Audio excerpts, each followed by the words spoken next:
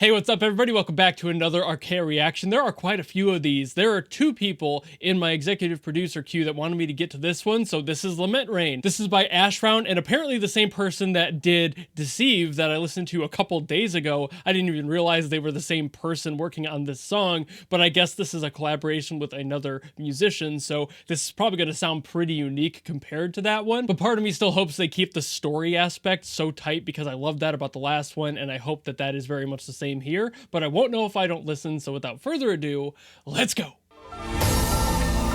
Woo. Just burst in. I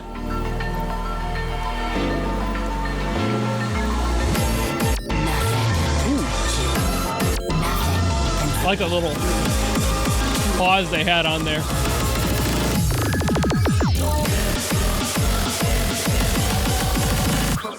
Okay.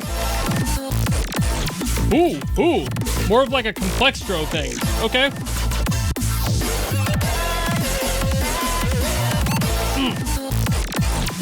Tasty. Is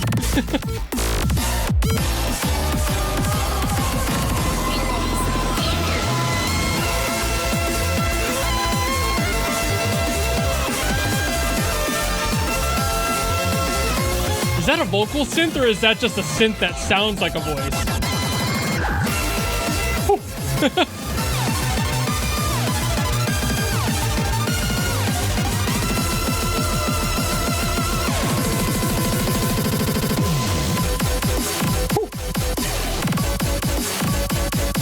Oh, that's sick.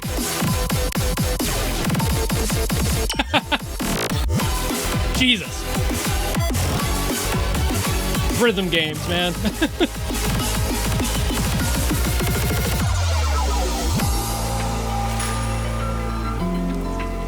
Okay, this one started without as much of the story stuff.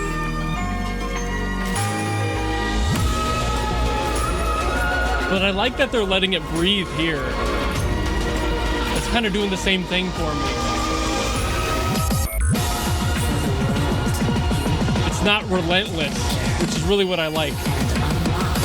Allow the listener to process. And then you get into stuff like this and you're like...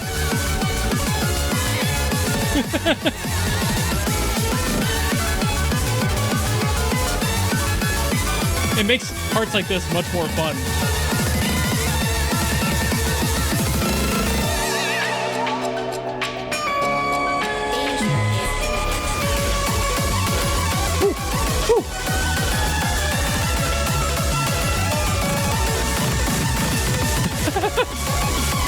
Yo, how that's sliding around. Just the chaotic energy of that. All right.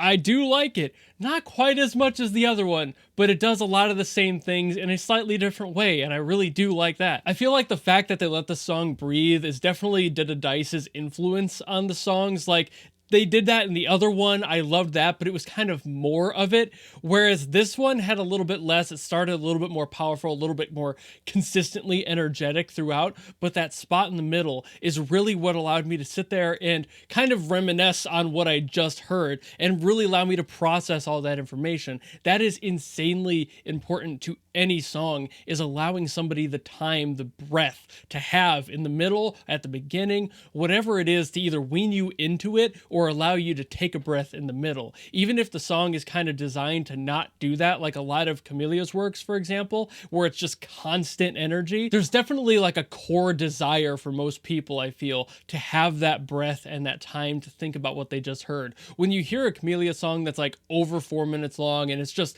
relentless from point A to point B, the entire thing is constantly at speed or very close to top speed, you're like, Jesus Christ, when am I ever going to get out of this? And while it may be very well done and the production is very high quality, there's still an exhausting aspect to that. That might just be my own brain with the ADHD autism stuff burring all over the place, but nonetheless, it's nice to have moments where I'm allowed to feel the song out and really like let myself marinate in that sound and just think about it for even a split second, which is what a lot of other people in this space that I've heard in the past do. Well, it's like hardstyle constantly. Having hardstyle aspects is great. Having only hardstyle 24/7 all the way through is exhausting. I don't know how people do that. So with genres like complextro especially, having moments like that to just breathe, allow it to just process out is insanely important, because the name is complextro after all. The genre's point is to be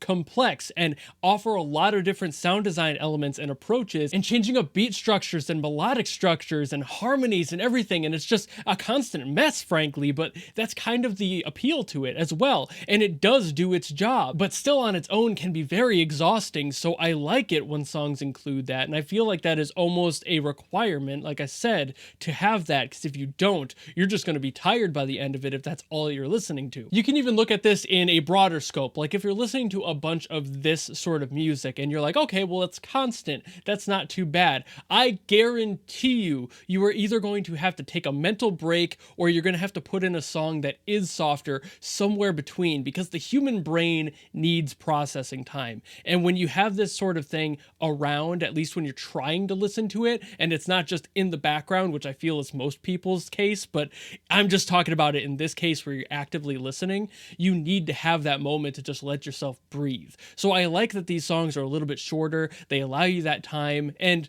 maybe that's why they're in rhythm games too. You have like this roughly 3-minute window where you're playing it and you're playing that map, and then you're able to stop for a bit afterwards. You're able to sit in the menu and just kind of scroll through to the next song. That's your brain getting its required breath. If you don't have that and you're listening to this for minutes on end, like we're talking 10, 15 minutes just straight through, that is so exhausting to the brain. And again, not sure if that's just my experience, and other people might have a different experience on that. Maybe to some, that's kind of required. Maybe you need that much information all at once, and that's what helps your brain get quiet.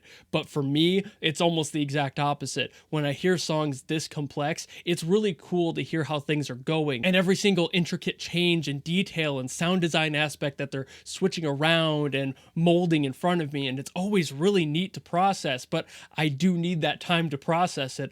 Otherwise, my brain is gonna fry by the end of the day. Like if this was all I reacted to all the time, all our Chaos songs 24/7, I would die. There's no way I would be able to keep up with like the output of videos I do on a regular basis if I was doing these all the time. I do love these songs, but I have to listen to them like with gaps in between and listen to other stuff. My brain is just kind of stuck on that one detail about how tiring these songs can be rather than the cool aspects within them. And I have talked about these a lot, and I think I did a better job with that on Deceive, but for this one, it's kind of a lot of the same that I would have talked about with Deceive, so I don't think there is too much to say on that. And I think my bigger point of this one comes from let your brain breathe, let the song breathe. That's the best part of this artist for me, is that they are doing that. They understand that there needs to be a break, and that is probably one of the higher praises I could give any composer, is just let the person listening have their moment to feel it out. Some, that's not a problem, especially stuff like classical where it's all very slow and kind of designed to be actively processed as a story, whereas these ones are just hellfire all at once and you can think about it later, but right now you got to focus on what's in front of you in the game that you're playing it in. There you go. That's all you need to worry about, is the notes in front of you. Hit them. That's it. So I had to at least try and articulate why that's so important, so I hope that that got through. If you have any other songs you want me to get to, by all means drop them in the comments below and I will do my best to get to them. Or if you want to guarantee a request much like this one, you can throw a request on my Patreon or my YouTube membership. There are tiers that allow you to guarantee requests from me, and I have to get to them no matter what they are or how long they are. But otherwise, if you like this video and you want to follow me and support me for more stuff in the future with hopefully a little bit more color commentary included, then you know how to do all that, and I will see you all in the next video. Goodbye!